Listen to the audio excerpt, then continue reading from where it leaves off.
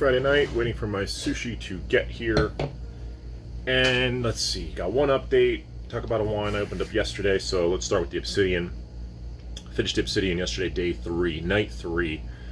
It was corked, so I had half the bottle with some cheese, and that wine with decanting is so good, so deep, so layered, so minerally, just such a great wine. I'm definitely thinking a case is going to be in this household soon. It's 2017 vintage. Does it follow the Napa Sonoma rules of California and Lake County? Probably. So another great vintage in 18 and 19, I think even in 20 most likely.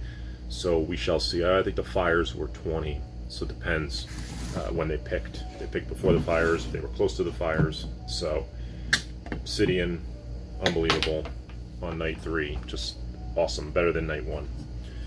Just a little bit of aeration on that wine. I really would love to see what it will do with a few years on it too. If I buy a case, I can do that. Yesterday, I had the lobster tails, which I talked about 2 nights ago, so I was going to open it with a buttery Chardonnay. I opted against it.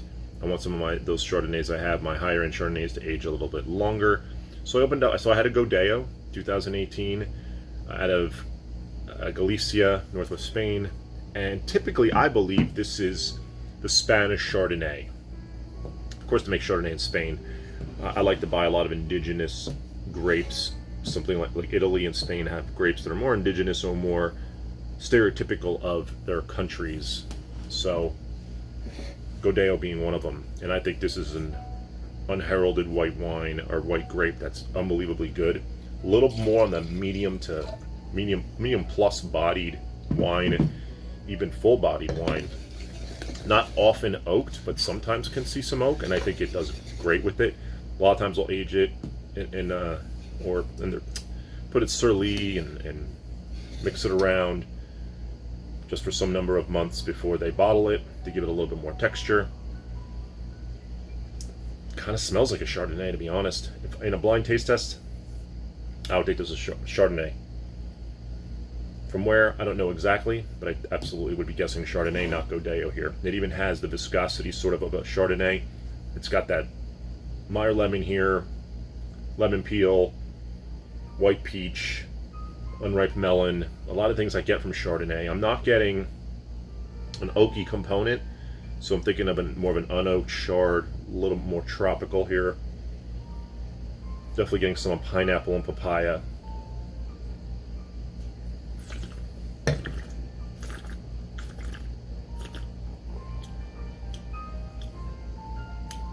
Really crisp acidity, great acidity, great mouthfeel, good texture, length. It's got mouthfeel to it, absolutely. I don't know what the alcohol on this is. 13, very, very well balanced. This wine is awesome. $20 from Princeton Corkscrew. They have another one. I'm gonna go buy this and the other one, no doubt. So I think with sushi, this will absolutely sing. I think it'll be awesome. I think this would go well with a lot of different foods.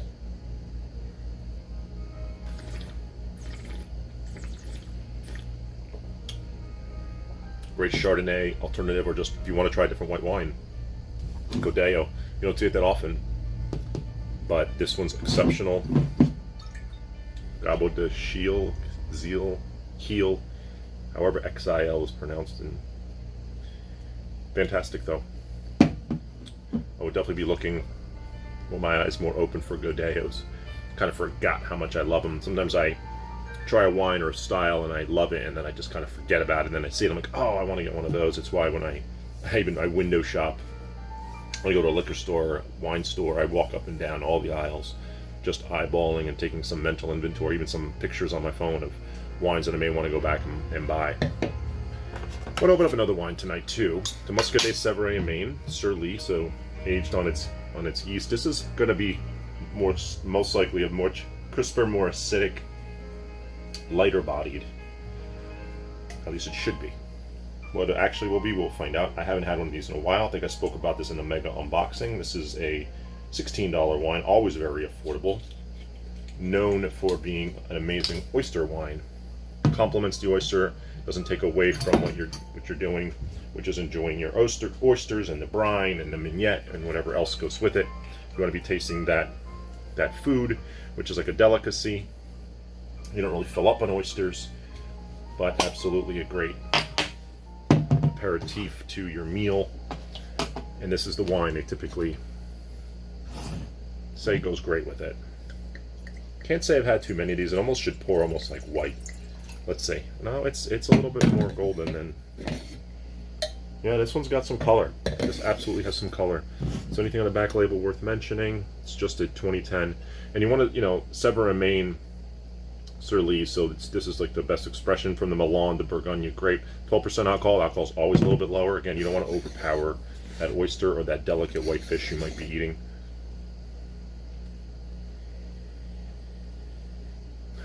More muted, absolutely, than the Godello, which was very, very aromatic.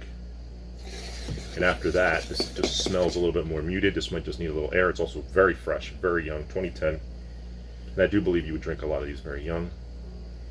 It's also very, very cold. The colder a white wine is, the less expressive it is. As it warms up, it gets closer to about 50 degrees, 52, it'll show itself a lot more.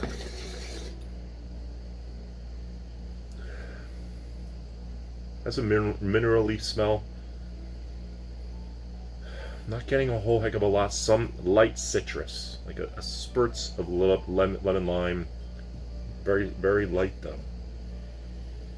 Really, really not getting a lot on the nose. If it needs to open up, it's definitely a little bit tight here. Let's see how it is on the palate.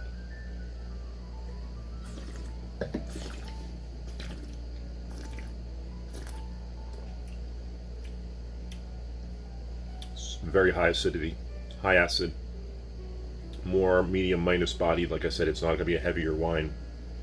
Definitely has some texture to it.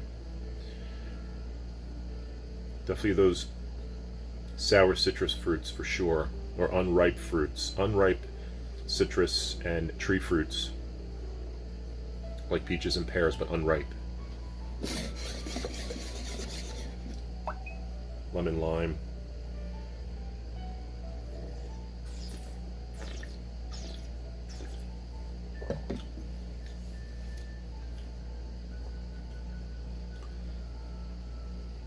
I could see this complementing oysters really well. It has a little bit of salinity to it, a little bit of that saltiness in there, which I think would pair really well with oysters. I don't think I've ever paired Muscadet Sevre Maine with oysters. I've most definitely done it with sparkling wine, champagne specifically. Get a glass of champagne, oyster appetizer with the mignette. Fantastic. I might put like a drop of cocktail sauce, but I typically really like the mignette. If the mignette is super, super, super vinegary, that's when I just drop a little bit of the cocktail sauce in it, just to cut a little of the acidity of the mignette.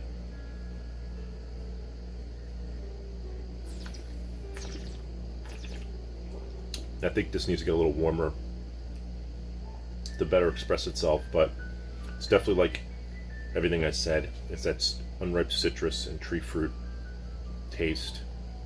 Super high acid, medium minus body. I mean, it's everything I sort of expect it to be. I just want it to express itself just a little bit more.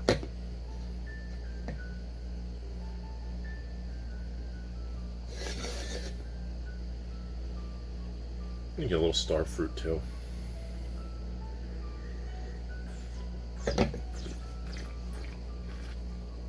I mean, if you're looking for alternative to a neutral white that's made well, this is it. Or if you're pairing it with a fish, a light fish in the summer outside with oysters, of course, this is your wine, or an option for you for sure. So go back to the Godello. I think, yeah, aromatically so different. This more on that. There's no smoky or flintiness. It's got a salinity to it, absolutely, and a minerally component. This is more riper, tropical. This is more sour, unripe. Two totally different wines, and they should be. I mean, you got France, you got Spain, probably a warmer area than where this is made, for sure. Different grapes entirely, Godello versus Melon de Bourgogne.